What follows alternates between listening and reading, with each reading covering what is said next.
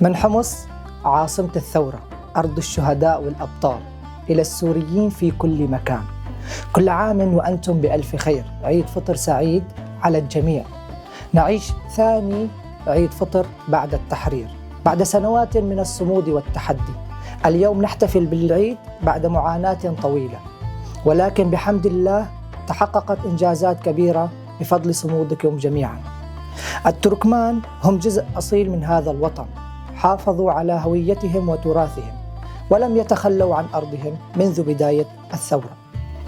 كان الشباب السوري في الخطوط الأمامية يحملون الأمل ويواجهون التحديات بكل شجاعة، وكان لهم دور كبير في التحرير. نحتفل اليوم بالإنجازات التي تحققت بفضل تضحيات الشهداء الذين قدموا أرواحهم فداء للوطن والحرية. كل إنجاز من تحرير الأرض إلى إعادة البناء هو ثمرة دمائهم وتضحياتهم. سوريا الجديدة تبنى اليوم على أساس الوحدة والكرامة. التركمان كان لهم دور كبير في بناء الغد المشرق لسوريا، وتأكيد على أنهم ليسوا فقط أصحاب الأرض، بل هم شركاء حقيقيون في بناء المستقبل.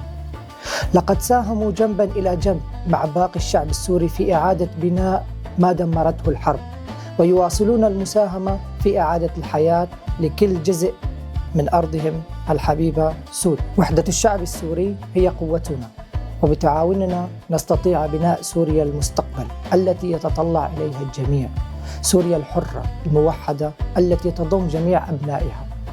شكرا جزيلا لجمهور تلفزيون التركمان على دعمهم المستمر واهتمامهم بما نقدمه، فأنتم جزء من عملنا، ودعائكم هو ما يدفعنا للاستمرار في تقديم الأفضل. عيدكم مبارك، وكل عام وأنتم بأفضل حال، سائلين الله تعالى بأن المستقبل يحمل لنا العوض والكثير من الأمل. تركمان تي في، عدسة تروي وصوت يوثق.